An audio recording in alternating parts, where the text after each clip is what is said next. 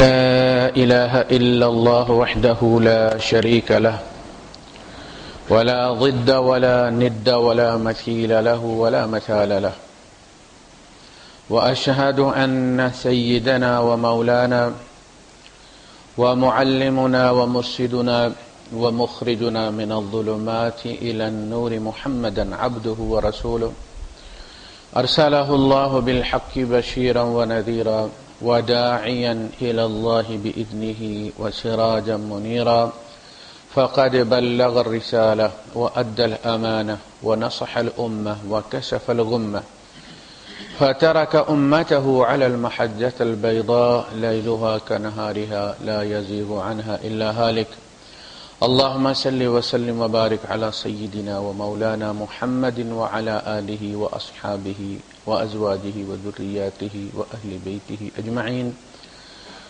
أما بعد فأعوذ بالله السميع العليم من الشيطان الرجيم بسم الله الرحمن الرحيم وإذ قال ربك للملائكة إني جاعل في الأرض خليفة قالوا أتجعل فيها من يفسد فيها ويسفك الدماء ونحن نسبح بحمدك ونقدس لك قال إني أعلم ما لا تعلمون صدق الله العظيم رب اشرح لي صدري ويسر لي أمري واحلل عقدة من لساني يفقهوا قولي آمين يا رب العالمين۔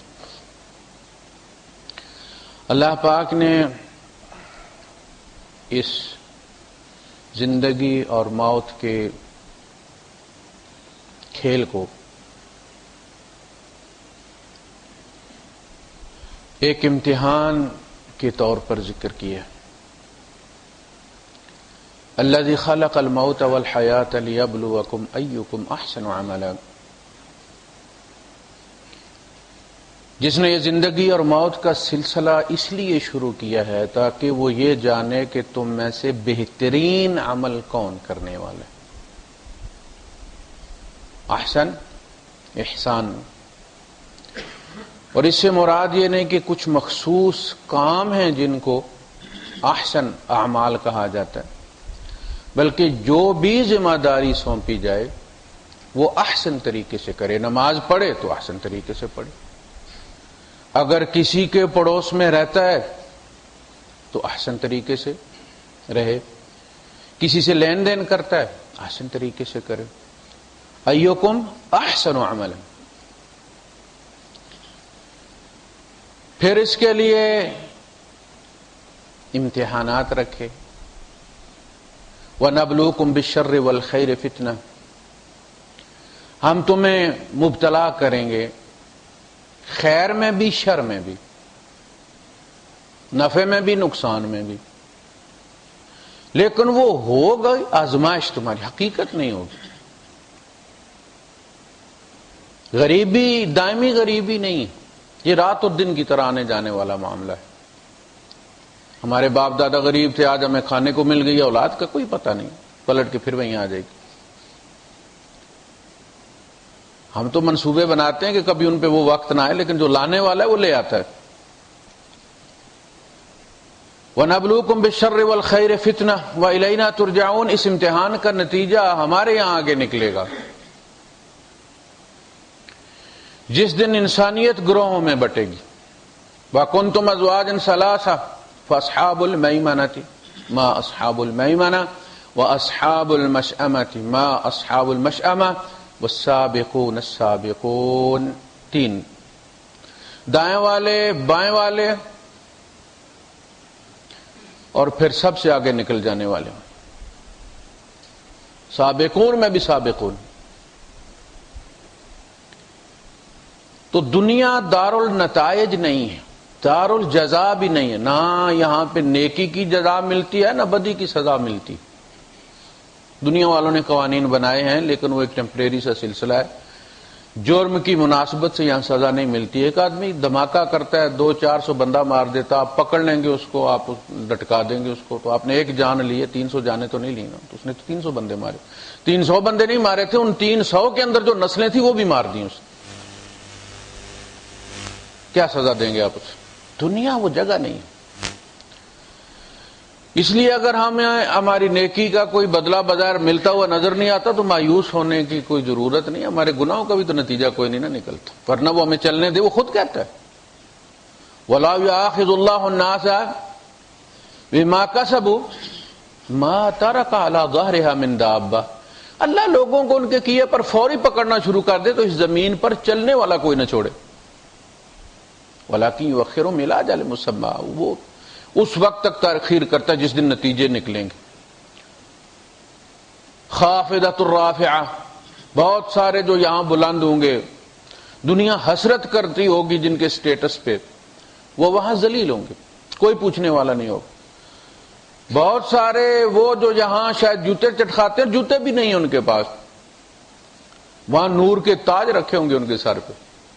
خافضۃ الرافعہ، گرا دینے والی اٹھا دینے والی. بہت سے گر جائیں گے، بہت سے اٹھ جائیں گے. وہ ہے دن. تو یہ امتحان کا جو سلسلہ، زندگی پیدا ہی امتحان کے لیے کی گئی ہے. اس میں بھاگنا کیا ہے؟ اللہ نے جس کو دے کے آزمایا ہے وہ اس کا سامنا کرے اور اللہ کی اس عطا کو مس یوز مت کرے. اللہ کے قوانین توڑنے کے لیے ہی استعمال مت کرے. اور جس کو نہیں دیا وہ پانے کے لیے ناجائز ذرائع اختیار مت کرے. صبر کرے.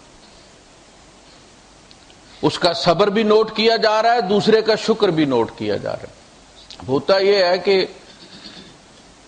اگر بندے کے پاس ہو تو پھر اس کے پاس ایمان بھی بہت سارا ہونا چاہیے، تاکہ اس سامان کو، اس لیے کہ وہ جو دولت ہے اس کے پاس یا حسن ہے اس کے پاس، تو وہ ایک ارج پیدا کرتا. Authority tends to corrupt. اختیار انگیخت دیتا ہے، موٹیویٹ کرتا ہے کرپشن کے لیے. ہمارے ایک پاسپورٹ سیکرٹری تھے، آج کل سفیر ہیں وہ، تو بات چلی کرپشن کی تو اسباب پہ، تو کہنے لگے کہ قاری صاحب بات یہ ہے کہ آپ جس بندے کو جتنا اختیار دیتے ہیں آپ کو پھر اس کی تنخواہ بھی اتنی رکھنی چاہیے. پھر میرا اختیار یہ ہے کہ میں اپنے دستخط سے کسی ملک کے شہری کو بھی پاکستان کا شہری بنا سکتا ہوں، پاسپورٹ ایشو کر سکتا ہوں. میری تنخواہ اگر آپ نے 4,000 یا 5,000 درہم رکھی ہوئی ہے، اختیار مجھے آپ نے پریزیڈنٹ کا دیا ہوا ہے، تو کرپشن تو ہوگی نا. اس لیے حضرت عمر فاروق رضی اللہ تعالیٰ عنہ نے قانون یہ بنایا تھا کہ جج جو ہے وہ ذی نسب ہوگا، کسی بڑے خاندان کا ہوگا اور دولت والا ہوگا. اور اس کی وجہ آپ نے شورا میں یہ بیان کی کہ نسب اسے کسی کے سامنے دبنے سے روکے گا. وہ خود بڑا ہے، اس کو کون دبا سکتا ہے.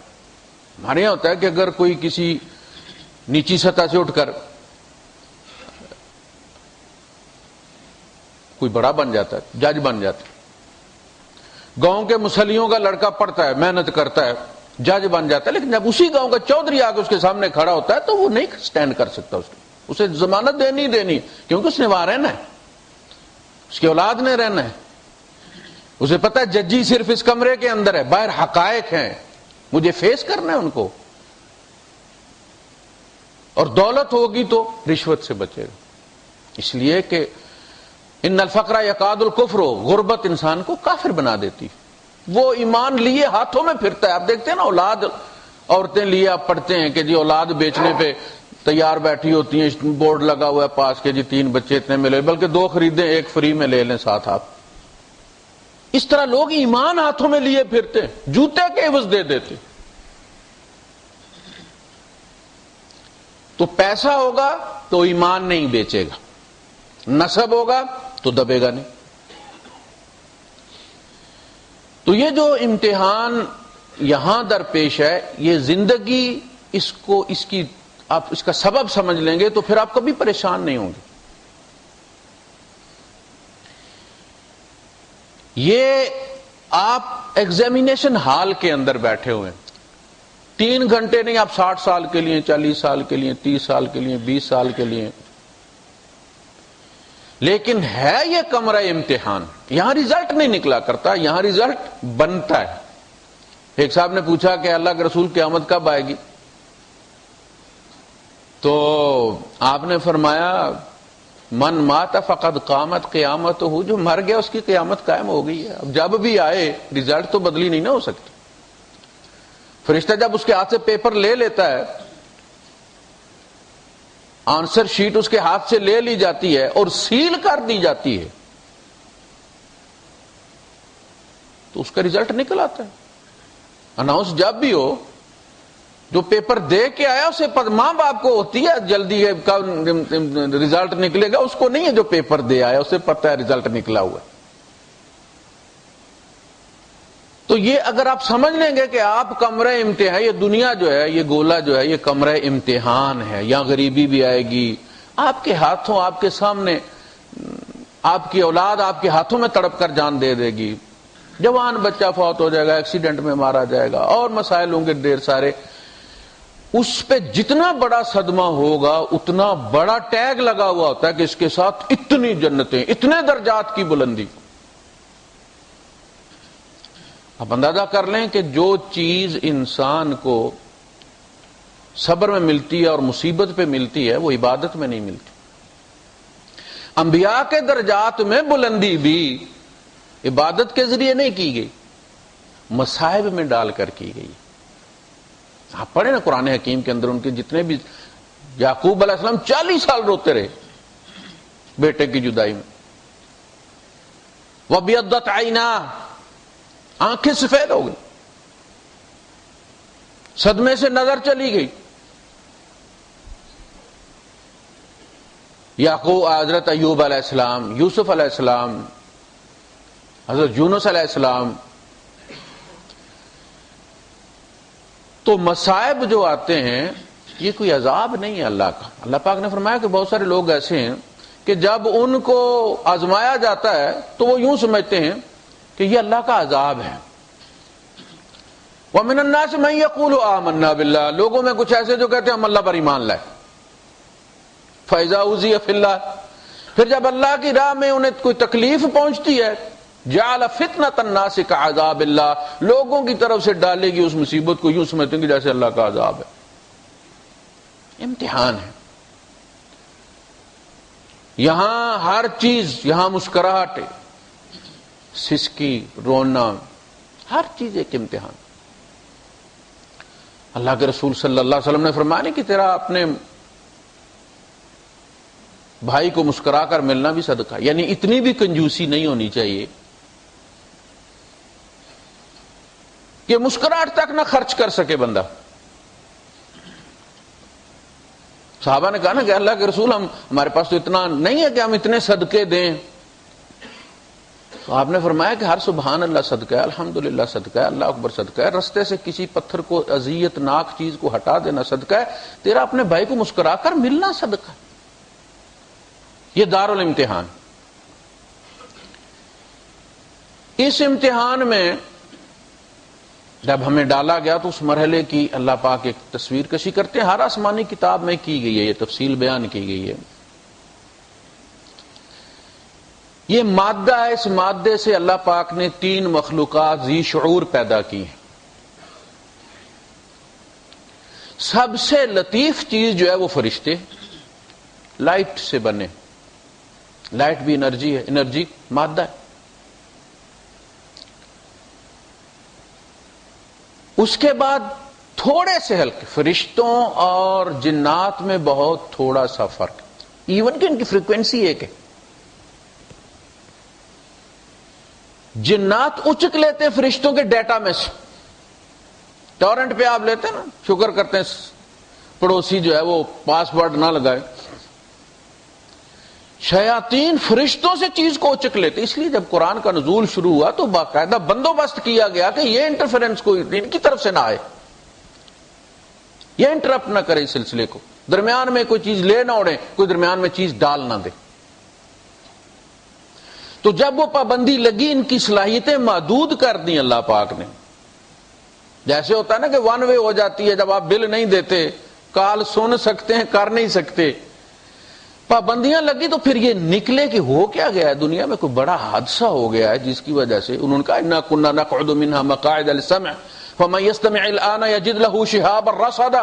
اوے ہم تو مورچے لگا کے بیٹھے رہتے تھے اور فرشتوں سے چیزوں کو اچکتے تھے اور پھر آ کے ان کاہنوں کو بتاتے تھے اور وہ کاہن لوگوں کو لوٹتے تھے اور اس میں سے ہم کو بھی کچھ کھانے کو دیتے تھے۔ اب تو ہمارے پر کاٹ دیے گئے، اب جو سننے بیٹھتا اس کے پیچھے ایک شعلہ لگ جاتا ہے وہاں سے بگانے کے لیے، لاٹھی چارج شروع ہو جاتے۔ کیا ہوا بھائی؟ نکلے تو نبی کریم صلی اللہ علیہ وسلم طائف میں تبلیغ کر کے مایوس واپس آ رہے تھے، اس لیے کہ وہاں آپ کے ساتھ سب سے زیادہ مس بہیو ہوا آپ کے ساتھ پرسنلی۔ تو قرآن پڑھ رہے تھے تہجد میں، تو جنات کی ایک ٹولی جو نکلی ہوئی تھی وہ کھڑی ہو گئی، صبر کرو صبر کرو۔ جب انہوں نے سنا تو مسلمان ہو گئے اور اپنی قوم کو جا کے انہوں نے پھر ڈرایا، انا سمعنا قرآنا عجبا یہدی الی الرشد۔ سورہ جن اس کے بارے میں، اور پھر سورہ احقاف میں ذکر کیا گیا اس کا دوسرے رکوع کے اندر، تو وہ ایمان لے آئے۔ تو فرشتوں سے تھوڑے سے ہلکے جنات یہ بھی آسمانوں میں چڑھ جاتے ہیں، وہاں ڈیرے جا لگاتے ہیں، بلکہ کہا یہ جاتا ہے کہ زیادہ تر ان کی جو پاپولیشن ہے وہ گرم ستاروں پہ، سیاروں پہ، زحل وغیرہ پہ، اور جہاں زیادہ گرمی ہے وہ سوٹ کرتی ہے ان کو، جن کے اندر اڈیپٹیشن ہو گئی ہے، انسانوں میں رہ رہ کے انسانوں جیسے ہی ہو گئے ہیں، تو وہ مواطن نہیں ہے ان کے یہاں۔ جنات میں ان کا رتبہ اتنا نہیں ہے کہ یہ عمرانی جنات ہیں، انسانوں میں رہ کے انسانوں جیسے ہو گئے، یعنی سویلائزڈ ہو گئے ہیں وہ تھوڑے سے، بس جو مل جاتا کھا لیتے، آگے پیچھے دوڑتے بھاگتے نہیں۔ تیسری چیز جو سب سے زیادہ کثیف ہے وہ انسان ہے، یعنی جو ذی شعور مخلوقات پیدا کی ہیں اللہ نے، تین مادے سے، لطیف ترین فرشتے ہیں، ان سے قریب تر جنات جو بین انسان اور فرشتوں کے، اور تیسری چیز انسان۔ اچھا، انسان کو عام طور پہ سمجھا یہ جاتا ہے، اور ابلیس نے بھی یہ سمجھا کہ یہ سب سے گھٹیا مخلوق۔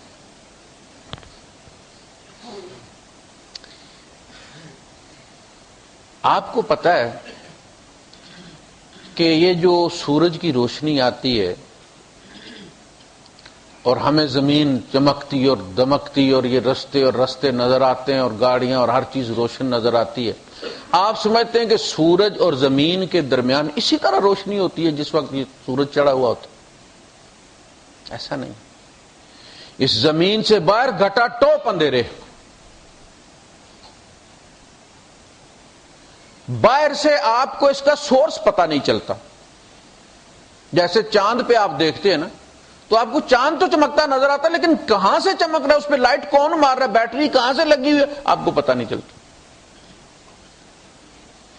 روشنی نظر اس وقت آتی ہے جب وہ ریفلیکٹ کرتی ہے، اس کے پلٹ آنے کی جو چیز اس کو ہم روشنی کہتے ہیں، اس کے آنے کو آنا اس کا نظر نہیں آتا، اس کا پلٹنا ہمیں نظر آتا ہے۔ اسی سے ساری دنیا چل رہی ہے، اسی مٹی سے ساری دنیا چل رہی ہے۔ یہاں ریفلیکٹ ہوتی ہے، یہاں پھر اس سے گرمی ہوتی ہے، یہاں پھر اس سے تخلیقات ہوتی ہیں، زراعت ہوتی ہے، زندگی پنپتی ہے۔ ورنہ یہاں سے آپ اوپر چلے جائیں تو آپ کا جہاز جب 32-36 ہزار فٹ کی بلندی پہ ہوتا ہے تو -72 ٹمپریچر ہوتا ہے، برف جم جائے وہاں پہ، اس لیے وہ اتنا لمبا سفر کر لیتا ہے، وہ ٹھنڈک میں ہوتا ہے، ورنہ تو رگڑ سے گرمی پیدا پگھل جائے وہ۔ شدید ترین گرمی میں جتنی بلندی پر آپ جاتے ٹھنڈک ہوتی جاتی ہے، مری کیوں ٹھنڈک ہے؟ اونچی ہے، بلندی پہ ٹھنڈک ہے، حالانکہ وہ سورج کے قریب ہے۔ تو مٹی سے ریفلیکشن ہوتی ہے، نور اصل میں یہاں کی ریفلیکشن نور پیدا کرتی ہے، جسے آپ لائٹ کہتے ہیں جی، روشنی ہوگی۔ تو تینوں مخلوقات وہاں موجود ہیں، بڑا ہی گرینڈ ایونٹ ہے، ایک عظیم سیریمنی ہے۔ فرشتوں کو پہلے بتا دیا گیا تھا کہ میں انی خالق بشرا من صلصال من حمأ مسنون، میں گلی سڑی بدبودار مٹی سے ایک انسان بنانے جا رہا ہوں۔ فَإِذَا سَوَّيْتُهُ، جب میں اس کو بنا لوں، وَنَفَخْتُ فِيهِ مِن رُوحِي، اور پھر اس میں اپنی روح پھونک دوں، فَقَعُوا لَهُ سَاجِدِينَ، تم اس کے سامنے سجدے میں گر پڑنا۔ انہوں نے بات پلے باندھ لی۔ اب ان کے سامنے انسان بنا ہے، گلا سڑا ہے، اور اس کا جسد بنایا گیا۔ فرشتے بھی دیکھ رہے تھے، ابلیس بھی دیکھ رہا تھا۔ حدیث قدسی کے الفاظ ہیں کہ کان یطیف علیہ ابلیس، ابلیس آ کے گھوم پھر کے دیکھا کرتا تھا۔ طواف اسی سے بنا ہے، کان یطیف علیہ ابلیس، روز گزرتے دیکھتا تھا گھوم پھر کے، یہ بنے کیا رہا ہے، اور کہتا خلقت لامر عظیم، تو کسی بڑے پروجیکٹ کا حصہ ہے، تو کوئی معمولی، جتنی تیری اوپر توجہ دی جا رہی ہے بھائی کوئی بڑی شے ہے تو۔ اللہ کی قسم اگر اللہ نے تجھے میرے تابع کیا تو میں تجھے رسوا کر دوں گا، اور اگر مجھے تیرے تابع کیا تو میں بغاوت کر دوں گا۔ وہ پہلے ہی تولا بیٹھا تھا، حسد۔ فرشتوں سے کہا، فرشتوں نے سجدہ کر لی۔ پہلے امتحان ہوا، فرشتوں سے کہا کہ دیکھو جو میں نے بنایا ذرا اس کو دیکھو۔ اللہ پاک کا بھی دل کرتا ہے، انسانی انا کو اللہ پاک نے اپنی انا کے ساتھ تھوڑی سی مماثلت دی ہے، تاکہ انسان اس مماثلت کو محسوس کرے اور اسے پتہ چلے کہ مجھے غصہ اور پیار کس طرح آتا ہے۔ وہ بھی چاہتا ہے کہ اس کے کام کی تعریف سامنے رکھ کے فیس ویلیو پہ تعریف کی جائے، مسکا پالش نہ کیا جائے۔ کوئی دیکھے، چیک کرے اور اس کے دل کی گہرائیوں سے نکلے سبحان اللہ، اس کا وزن ہے۔ ہم جو نری تسبیح پوری کرتے ہیں نا، یہ تو خالی گھڑے ہیں، ان میں پانی کوئی نہیں ہے، جب تک اس سبحان اللہ کے پیچھے واقعتاً اللہ کی عظمت نہ ہو۔ نظر جدھر اٹھے سبحان اللہ نے کہا۔ جنت بنائی تو جبریل کو بھیجا، کہا زیادہ دیکھ کیا چیز بنائی، دیکھ کے آگا سنا، کہا اللہ پاک سارے ہی جنت میں جائیں گے، ایسی جگہ کوئی چھوڑتا ہے؟ جہنم بنائے تو کہا ذرا ادھر بھی چکر لگا لینا۔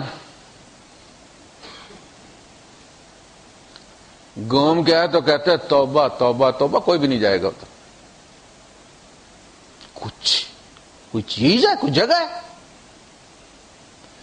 جہاں کے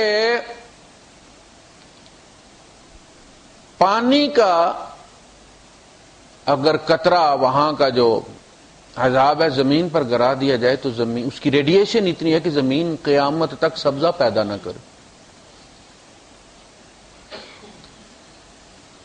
جس کے بچھو خچر کے برابر ہے،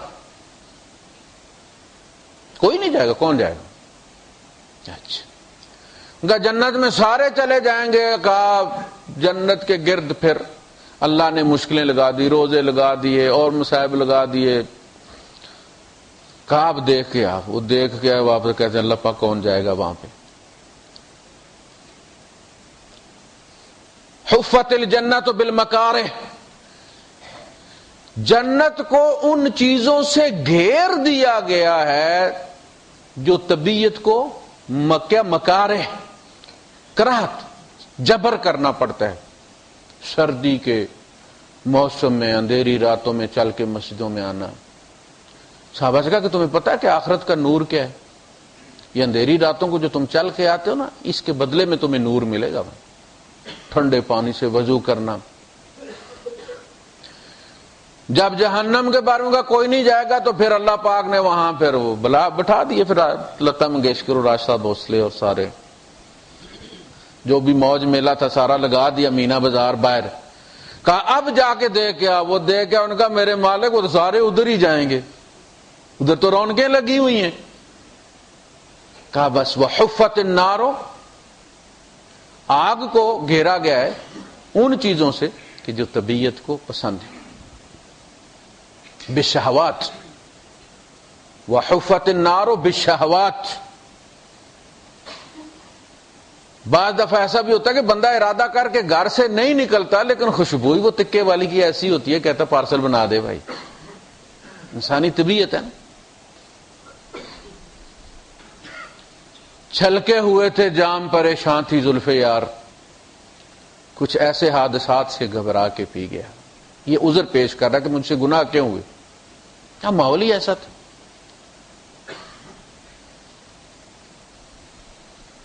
ساغر وہ کہہ رہے تھے کہ پی لیجئے حضور، ان کی گزارشات سے گھبرا کے پی گئے۔ میں تو گناہ نہیں کرنا چاہتا تھا لیکن اماں ہی پیچھے لگی ہوئی تھی کہ بیٹا اے سی گرمی ہوتی ہے، لے لے رشوت میں، کیا جاتا ہے تیرا سائن ہی لگتے ہیں نا تیرے۔ بیوی پیچھے پڑی ہوئی تھی کہ سونا سستا ہو گیا ہے تو 2 4 5 10 ہزار درہم مل جائے گا تو اتنا اکٹھا ہو جائے گا۔ وہ کہہ رہے تھے، میری اپنی مرضی نہیں تھی۔ اور اتنی دقیق شے کوئی کیسے سمجھ سکے؟ یعنی اللہ پاک کا وجود، یعنی ایک طرف جو دھکے دینے والے ہیں وہ تو گھر میں ہیں، سامنے ہیں، پیار کے رشتے ہیں، اور دوسری طرف جس سے ڈرایا جا رہا ہے، جس کا حکم دیا جا رہا ہے، وہ سمجھ میں ہی کوئی نہیں لگتا، ہو بھی نہیں اور ہر جا ہو۔ اگر کہہ دیں آپ اللہ فلاں جگہ ہے تو کہتے ہیں جی تیرا تو ایمان ہی چلا گیا۔ اللہ جگہ کا خالق ہے۔ جب جگہ نہیں تھی، مکان نہیں تھا، کائنات نہیں تھی، زمین آسمان نہیں تھے، وہ اس وقت بھی تھا تو کہاں تھا؟ کہتے ہیں جیسا اس وقت تھا وہ ویسا ہی اب بھی ہے، تغیر نہیں آتا اس کی حالت میں۔ نہ وہ اوپر ہے، نہ نیچے ہے، نہ دائیں ہے، نہ بائیں ہے، نہ سامنے ہے، نہ پیچھے ہے، 6 جہات 6 میں کہیں بھی نہیں ہے۔ آپ کو پتا ہے چاند پہ جائے نا تو یہ زمین اوپر نظر آتی ہے، یہاں سے چاند اوپر نظر آتا ہے نا تو آپ سمجھتے ہوں گے چاند سے چھلانگ لگاتے ہوں گے وہ تو سیدھے زمین پر آتے ہوں گے شٹل والے، ایسا نہیں، وہاں سے بھی وہ اوپر اڑتے ہیں، وہاں زمین چاند والی جگہ پہ ہوتی ہے۔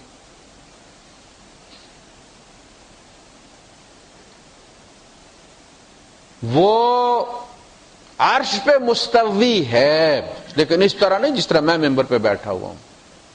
لیسا کمثلہ شیء، اس کی کسی چیز جیسی کوئی چیز نہیں۔ اب اتنی دقیق شے ہے، کوئی کیسے سمجھ سکے؟ یزداں کی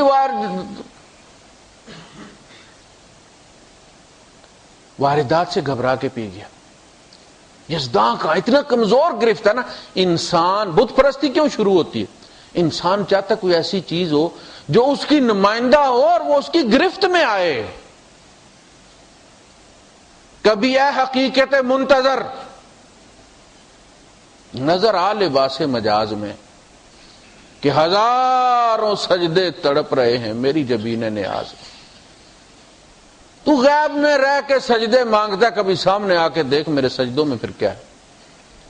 وہ پھر تراشتا ہے سامنے والا کو۔ خیر، سامنے ان کے بنایا تاکہ نسب سامنے رہے آدم کا۔ پھر فرشتوں سے کہا کہ کرو سجدہ۔ جب فرشتوں سے کہا تو جنات تو ان کے تابع تھے نا۔ جب کسی بڑے افسر کو گاڑی سے اتارا جاتا نیچے آ جائے تو اس کے بعد باقی جو چھوٹے والے ہوتے ہیں ان سب کو آرڈر اس کے انڈر مل گیا ہوتا کہ اس کو اتارا جا رہا ہے تو ہمیں نہیں کہا تو بیٹھے رہو، سارے نیچے آ کر۔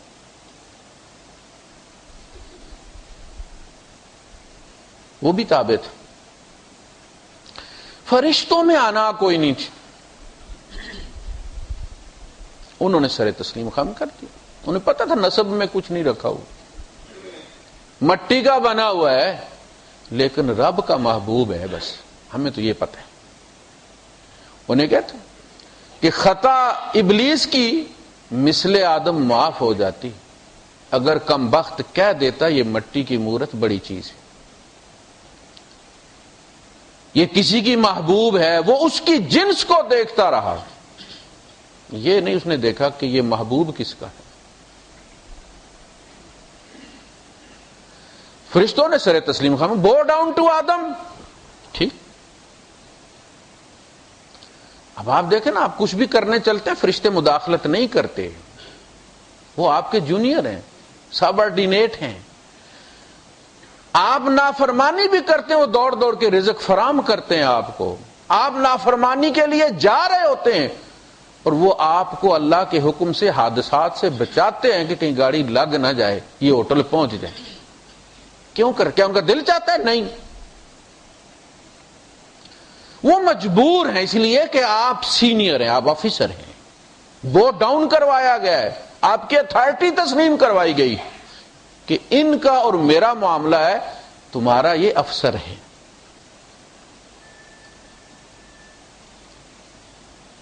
بات آ گئی ابلیس پر.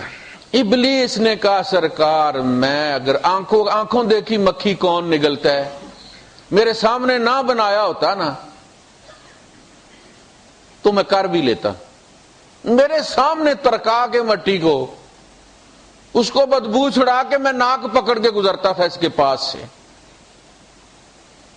قال لم اکل لاسجد لبشر خلقته من صلصال من حمأ مسنون. کچھ بھی ہو جائے, لم اکن, یہ کبھی نہیں ہوگا کہ میں اس کو سجدہ کروں جس کو تو نے میرے سامنے گلی سڑی گندی بدبودار مٹی سے بنایا. یہ ہے انا, یہ ہے انا. فرشتوں نے انا چھوڑ دی,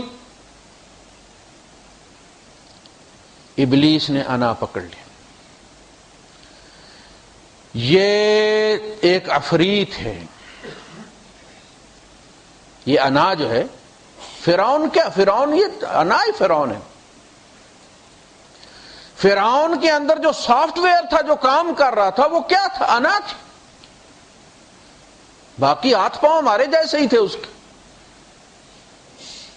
یہ ایسا عفریت ہے, یہ جب کھڑا ہو جاتا تو پھر کچھ نہیں دیکھتا. میں نے جتنا بھی غور کیا اس دنیا کے مسائل پر, ایک گھر کی بربادی سے لے کر ملکوں اور بر اعظموں کی تباہی و بربادی تک, اس کے پیچھے انا نظر آئی. ایک عورت جب کھڑی ہو جاتی ہے اپنی انا کو لے کر تو پھر وہ نہیں دیکھتی کہ بچے برباد ہو جائیں گے, گھر برباد ہو جائے گا, کچھ ہو جائے گا.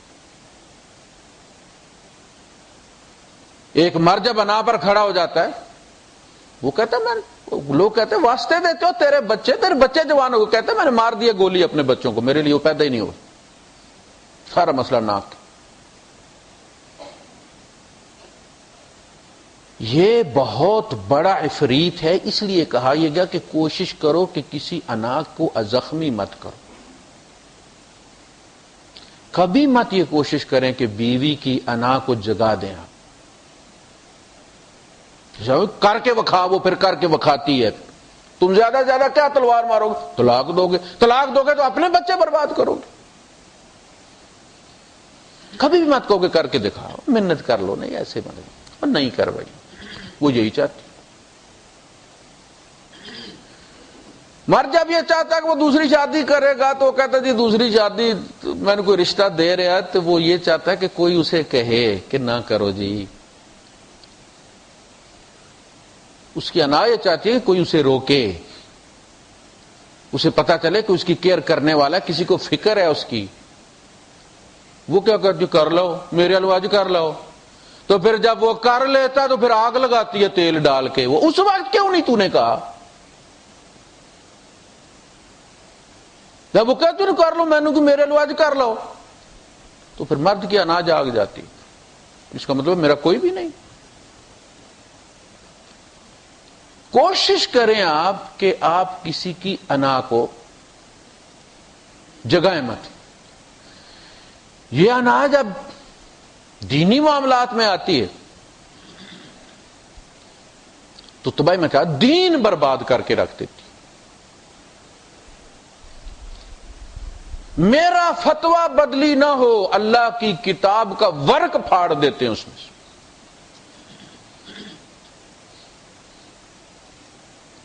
اللہ پاک نے فرمایا، وہ کہتے ہیں نا بشر پر کیسے کتاب نازل ہو سکتی ہے، یہود پڑھا کے بھیجا کرتے تھے نا، چونکہ کتابوں کے سلسلے سے وہ واقف تھے. جو سوال انہیں آتے تھے، مکے والے سادے تھے بیچارے، انہیں نہیں آتے تھے، یہ پڑھا کے بھیجتے تھے. ایک مولوی جب بندے کو دوسرے مولوی کے پاس سوال لکھ کے بھیجتا ہے نا، یا اے پوچھ مولوی کو لوں، وہ خطرناک سوال ہوتے. تو فرمایا ما قدر اللہ حق قدرہ اذ قالوا ما انزل اللہ علی بشر من شیء قل من انزل الکتاب الذی جاء به موسیٰ نورا وہدی للناس تجعلونہ قراطیس. اور ظالموں، تم نے اللہ کی قدر نہیں کی جیسا اس کا حق بنتا تھا جب تم نے یہ کہا کہ بشر پس کیسے کتاب نازل ہو سکتی ہے، اور جو کتاب موسیٰ لے کر آئے تھے، موسیٰ خدا تھے. قل من انزل الکتاب الذی جاء به موسیٰ، وہ جو موسیٰ لے کر آئے تھے کس نے نازل کی تھی؟ جو ہدایت تھی لوگوں کے لیے، تم نے کیا تجعلونہ قراطیس، تم نے اس کو ورق کر دیا. ورق کیا کر دیا کہ کتاب کا ایک نظم ہے، پیج کا آپ سیکوینس بدلی کر دیں، 36 نمبر والا آپ 50 نمبر پہ رکھ لیں، 50 نمبر والا 36 پہ رکھ دیں، ورقے پورے ہیں اس کے، پیجز پورے ہیں اس کے، بات گڑبڑ ہوگی کہ نہیں ہوگی؟ تم نے ورق کر کے اس کتاب کو رکھ دیا، اس کا نظم توڑ. دیکھیں فتویٰ جب بھی کسی چیز کو کوٹ کر کے دیا جاتا ہے، اس کے سیکوینس سے، کنٹیکسٹ سے نکال کے دیا جاتا ہے. اس کو اس کے نظم میں رکھیں گے تو اصل بات پتہ چل جائے گی کہ اصل تو یہ بات ہو رہی ہے. لوگوں کی تحریروں میں سے 4 جملے کاٹ کے کفر کے فتوے آپ دے دیتے ہیں، حالانکہ وہ بیچارہ کسی اور کی بات کوٹ کر رہا ہوتا ہے، اور وہ جس کے سامنے رکھی جاتی ہے وہ پکڑ کے کفر کا فتویٰ دے. تحقیق نہیں کرتا کہ میں وہ خود کتاب منگوا کے میں دیکھ لوں کہ اصل بات لکھی ہوئی کیا. بھائی یہ بات آج نہیں، صحابہ کے زمانے میں اللہ کے رسول صلی اللہ علیہ وسلم فرما رہے ہیں کہ یہود یوں کہتے ہیں، یعنی ان کی بیوقوفی بتا رہے ہیں حضور، کہ یہود کہتے ہیں کہ نحوست عورت گھر اور گھوڑے میں ہوتی ہے. یہود کہتے ہیں، حالانکہ نحوست جو ہے وہ تو انسان کے اپنے اندر ہے. جس نے جمعے والے دن بھی جمعہ نہیں پڑھا، جا کے شراب پی لی، اس کا جمعہ بھی نیس ہے، اس کے لیے جمعہ مبارک نہیں ہے. لوگ کہتے ہیں نا کہ جی ہمارے یہاں جمعے کو چھٹی کیوں نہیں ہوتی، جمعے کو چھٹی ہونی چاہیے. ٹھیک ہے جمعے کو چھٹی ہونی چاہیے، لیکن وہ جو جمعے کی رات ہم گزارتے ہیں ساری رات فلمیں دیکھ کے، اور وہی رات پینے کی رات ہوتی ہے کچھ لوگوں کے لیے. سویرے آف ہے بھائی، لیٹ نائٹ جاگنا، فجر کی نماز چلی جاتی ہے جمعے کے دن لوگوں کی، اور ڈیوٹی کے لیے جاگیں گے، نماز تو فجر کی پڑھیں گے نا، جمعے سے پہلے چھٹی ہو جاتی ہے. اللہ کے یہاں کوئی چھٹی نہیں. اب کم از کم بیڑا غرق ہوتا ہے تو ہفتے والی رات کا ہوتا ہے، صبح اتوار ہے.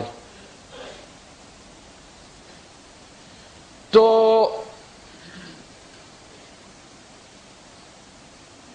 آپ یہ کہہ رہے ہیں کہ یہود یہ کہتے ہیں کہ 3 چیزیں منحوس ہوتی ہیں جی، ان سے انسانی زندگی پر بڑا اثر پڑتا ہے جی، انسان ڈوب جاتا ہے جی، انسان کے ساتھ فلاں ہو جاتا ہے جی، نفع نقصان میں تبدیل ہو جاتا ہے. کیا؟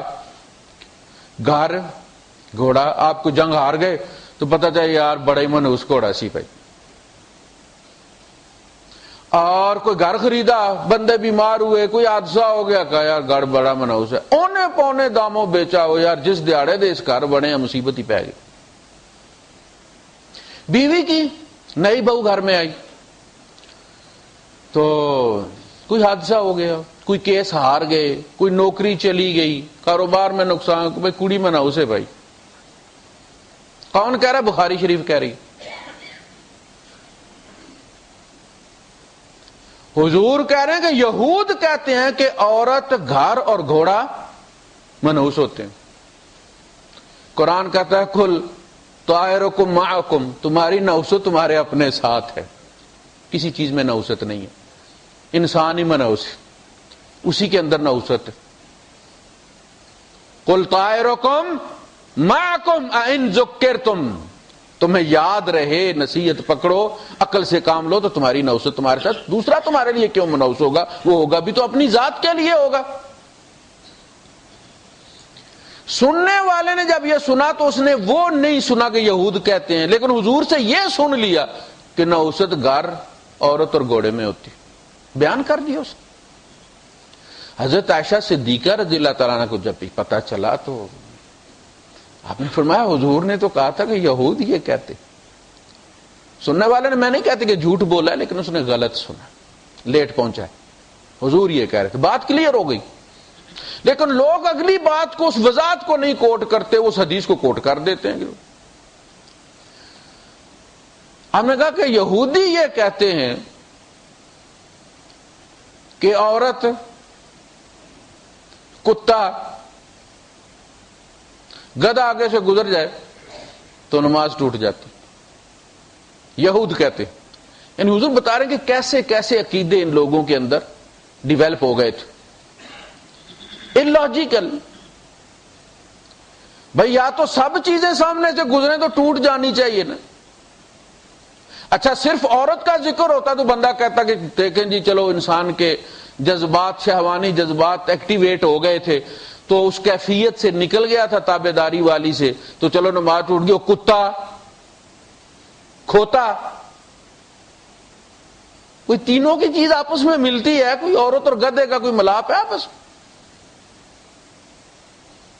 یعنی بلی گزر جائے، مرغا گزر جائے، گائے گزر جائے، بھینس گزر جائے، اونٹ گزر جائے، نہیں ٹوٹتی۔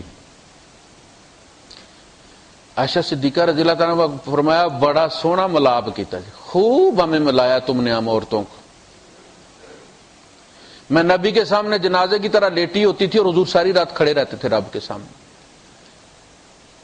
جب سجدہ کرنا ہوتا تھا تو میرے پاؤں کو ہلاتے تھے تو میں پاؤں سمیٹ لیتی تھی، حضور سجدہ کر لیتے تھے۔ اتنی جگہ نہیں ہوتی تھی کہ حضرت عائشہ صدیقہ رضی اللہ تعالیٰ عنہ جو ہے وہ لیٹی رہیں اور حضور آرام سے نماز پڑھ لیں۔ یہ جو حضور کے روزے کے نام پہ مولانا روم کے مزار کی تصویر انٹرنیٹ پہ آتی ہے نا، فیس بک پہ آپ لوگ شیئر کرتے ہیں کہ جی شیئر کر دیں اسے فوراً لائک کر کے۔ حضرت عائشہ صدیقہ کے حجرے میں حضور کی قبر ہے، اور وہ مزار آپ نے دیکھا ہے؟ وہ تو مشرف پیلس لگتا ہے، حضور کا حجرہ اتنا تھا۔ فرمایا عمر اور ابوبکر جب بھی اس حجرے میں داخل ہوتے تھے تو لازم سر چھت کو لگتا تھا ٹھا۔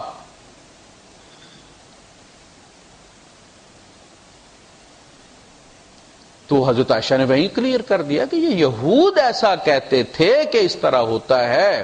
حضور تو ان کی نفی کر رہے تھے، اور اس نفی کی عملی دلیل یہ ہے کہ میں حضور کے آگے لیٹی ہوتی تھی، حضور نماز پڑھ رہے تھے، کوئی نہیں ٹوٹتی تھی حضور کی، لیکن پھر بھی لکھی ہوئی ہے، لوگ اسی کو کوٹ کرتے ہیں، اس کی ایکسپلینیشن کو کوئی نہیں کوٹ کرتا۔ یعنی اسی فارمیسی میں زہر بھی ہے، لوگ سلیپنگ پلز لا کے کھاتے ہیں، مر جاتے ہیں، خودکشی کر لیتے ہیں، اور اسی میں دوا بھی ہے۔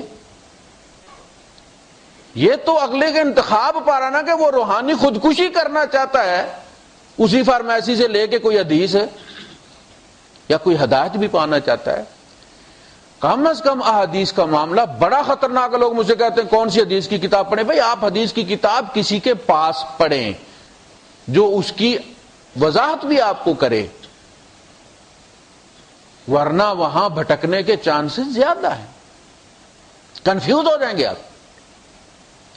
تو انا کا مسئلہ سب سے خطرناک مسئلہ، خاص کر کے جب یہ علماء میں آتا ہے تو جو جماعتیں دعوت کا کام کرتی ہیں انہوں نے سب سے زیادہ جس چیز پہ پن پوائنٹ کیا جاتا ہے وہ یہ ہے کہ مولوی کو نہ چھیڑنا۔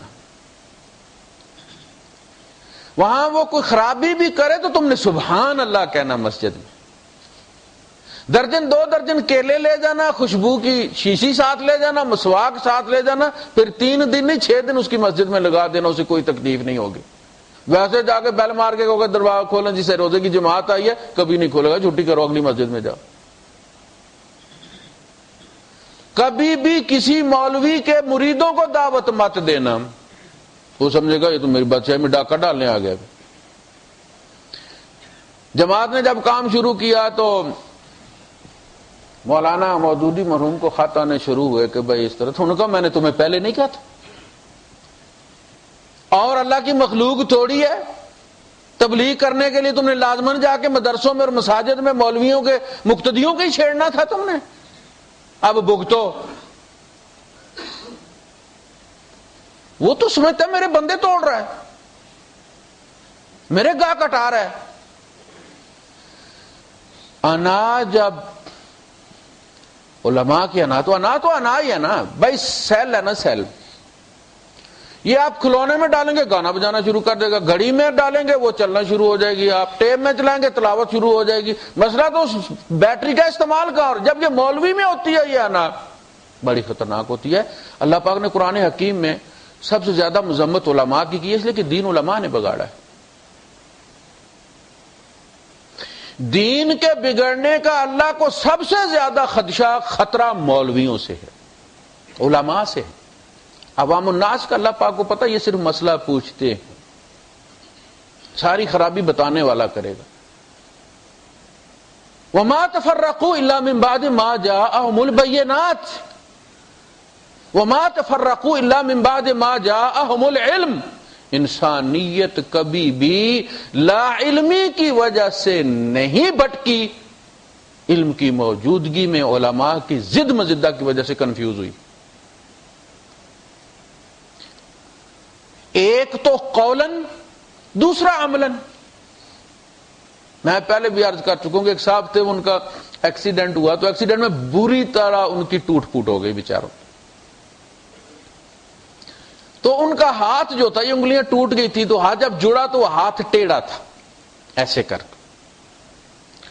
تو جب کوئی رستہ ان سے پوچھتا، چونکہ وہ تھے ہی کھڑی ٹیکسی سٹینڈ پہ ہوتے تھے، روٹانا ہوٹل ہے شارجہ میں، رولا کے بعد وہ جو پل چڑھتے جو ہی اترے تو سائڈ پہ ٹیکسی سٹینڈ ہے، وہاں پہ وہ کھڑے ہوتے تھے۔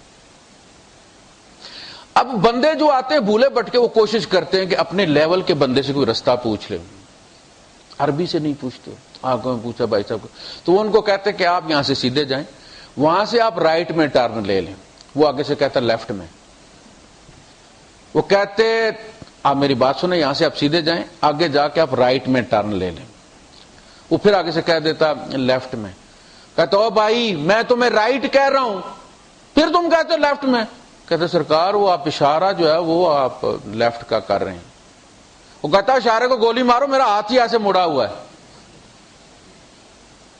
علماء بندے کو کہتے ہیں یوں جائیں، آپ وہاں سے رائٹ پھر جائیں، لیکن عمل ان کا بتاتا ہے کہ لیفٹ۔ یہ جو آپ روز کارنامے سنتے ہیں نا ٹی وی پہ ان کے، یہی انا جب علماء میں ہوتی ہے تو دین کا بیڑا غرق کر دیتی ہے، حکمران میں ہوتی ہے تو ملک برباد کر دیتی ہے۔ آپ دیکھیں یہ جو جنگیں ہوئی، دونوں جنگیں انا کی بنیاد پہ ہوئی، جنگ عظیم پہلی اور دو انا کی بنیاد۔ ہٹلر میں کیا تھا؟ انانیت کی کہ سب سے دنیا کی سب سے بہترین قوم ہم ہیں۔ یہود دنیا کی سب سے بہترین قوم ہم ہیں، دوسروں کو تسلیم نہیں، لیس علینا فی الامیین سبیل۔ جیسے ہمارے یہاں یہ ہوتا نا کہ جی یہ اگر کسی کافر کا مال کھا لیں، سکھ کا یا کسی ہندو کا، تو کوئی مسئلہ نہیں۔ بھائی کیوں؟ کہتے ہیں وہاں یہ ہے کہ چلو اگر آپ نہ دے سکے تو آپ کی نیکیاں لے کے اس کو دے دی جائیں گی اور وہ جنت میں چلا جائے گا، آپ کو جنت میں بھیج دے۔ سکھ نو اللہ جنت ہی تھوڑی بھیجنا ہے، دیکھا آپ نے میتھمیٹکس۔ اچھا کہتے ہیں دارالکفر جو ہے ہندوستان میں سود جائز ہے، یہ ہمارے علماء کا فتویٰ ہے۔ ہمارے جو ہندوستان کے علماء تھے ان کے درمیان اور مولانا مودودی کے درمیان بڑی لمبی خط و کتابت ہے۔ میرے پاس ایک صاحب آئے اور انہوں نے آ کے کہا کہ جی ہندوستان میں سود جائز ہے۔ میں نے کہا ہندوستان میں اگر زنا جائز نہیں ہے تو سود کیسے جائز ہو گیا؟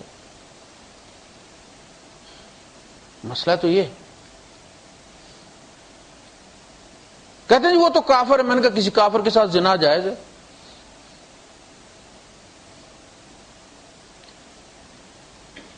تو وہ کہتے تھے لیس علینا فی الامیین سبیل، غیر یہودی کے مال پر قیامت کے دن ہم سے نہیں پوچھا جائے گا، یہ تو پیدا اس لیے کیے ہیں گئے ہیں کہ یہ کمائیں اور ہم کھائیں۔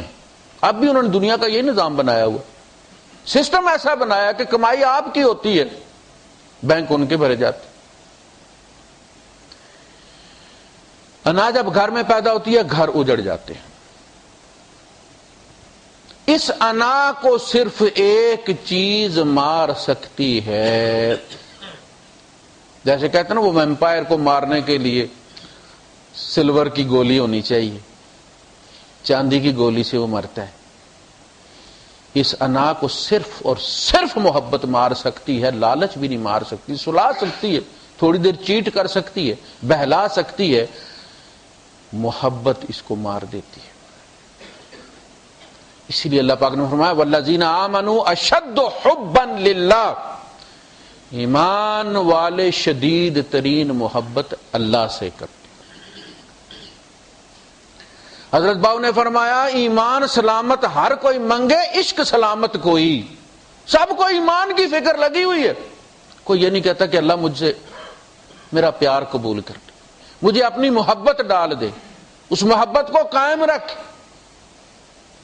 ایمان سلامت ہر کوئی منگے، عشق سلامت کوئی، جس منزل نو عشق پہنچائے ایمانو خبر نہ کوئی۔ عبداللہ ابن ابی اور ابو بکر صدیق میں فرق کیا تھا؟ نماز دونوں پہلی صف میں پڑھتے تھے، ایک کو نبی کی ہستی سے پیار تھا، دوسرے کو نہیں تھا، بس اتنی ساری بات۔ زکات بھی دیتا تھا، جمعہ بھی پڑھتا تھا، جمعے میں حضور کو اپنا کندھا پیش کرتا تھا کھڑا ہونے کے لیے، سہارا لینے۔ جو کام باقی صحابہ کرتے تھے وہ بھی کرتا تھا، لیکن پیار میں نہیں کرتا تھا، رد کر دیا گیا۔ اس لیے ایمان کے دو اجزاء بیان کیے گئے ہیں، غایت الذل ما غایت الحب۔ غایت الحب پہلا جز ہے اس کا، ما غایت الذل والخشوع، انتہا درجے کی محبت جو انتہا درجے کا خشوع پیدا کر دے۔ انتہا درجے کی محبت جس کی نشانی یہ ہوگی کہ وہ ہے کہ تیری ہستی مٹ جائے اپنے محبوب کے سامنے، کوئی مزاحمت نہ کرے۔ دیکھیں جب وہ گرل فرینڈ ہوتی ہے تو اس کی گالیاں بھی اچھی لگتی، اس کی ناراضگی بھی ادا لگتی، وہی جب بیوی بن جاتی ہے تو بیڑا غرق ہو جاتا ہے۔ اب اندر کا مرد جاگ اٹھا ہے، ہوئے میری بڈھی ہو کے، گھر اجڑ جاتا ہے۔ جو بھی ان میں سے محبت کرتا ہوگا وہ اپنی انا ختم کر دے گا اور گھر چلتا رہے گا۔ اگر شوہر زیادہ محبت کرتا ہے تو شوہر چھوڑ دے گا اپنی پسند ناپسند، بیوی کی پسند ناپسند قبول کر لے گا۔ اگر بیوی کرتی ہوگی تو وہ مزاحمت ترک کر دے گی۔ جب دونوں ہی نہیں کرتے ہوں گے اور دونوں تل جائیں گے، گھر برباد ہو جائے گا۔ ملکوں میں یہی ہوتا ہے، اتھارٹی میں یہی ہوتا ہے۔ بھائی فاروق میں اور بی بی میں کیا جھگڑا تھا؟ انا کا ہی جھگڑا تھا۔ کل تک میری پجاروں کی کھڑکی سے لٹکنے والا آج مجھے سمجھاتا ہے میں نے ہی پریزیڈنٹ بنایا ہے۔ اتھارٹی بھی انا پیدا کرتی، اپنا ثانی نہیں چاہتی ہوں۔ تو یہ انا تھی جس کا امتحان تھا، فرشتوں نے سرنڈر کر دیا، ابلیس اڑ گیا اور خدا سے مکالمہ ہو رہا ہے، براہ راست بات ہو رہی ہے۔ قال ما منعک لا تسجد اذ امرتک، اللہ نے اسے سمجھایا بھی کہ تو سجدہ میرے حکم کو کر رہا ہے، تو آدم کو نہیں کر رہا۔ میں جس طرف کو دیکھیں نا، مکے والوں کا امتحان لیا، کہا کہ بیت المقدس کی طرف منہ کر لو، انہوں نے کر لیا۔ بہت بڑا امتحان تھا۔ عرب تعصب کے اندر جن کی نسلیں 2500 سال سے بیت اللہ کی طرف منہ کر کے نماز پڑھ رہے تھے۔ نماز ابراہیم علیہ السلام کے زمانے سے چلتی آ رہی تھی، سب کے ان کو بھی کہا گیا نماز کا، اسماعیل علیہ السلام نے کہا نماز کا، یہ نماز پیچھے سے چلتی، اس لیے کہا اس کو تو قائم رکھو. یہ جب نیا دین آتا ہے تو اللہ پاک ٹک کرتا چلا جاتا ہے، اس کو بھی رہنے دو، اس کو بھی رہنے دو، اس کو بھی رہنے دو، یہ کاٹ دو، یہ ختم کر دو، یہ ختم کر دو. یہ ہے نماز کو تو قائم رکھو، یہ ہے اقیم الصلاۃ. فلاں چیز کو کاٹ دو.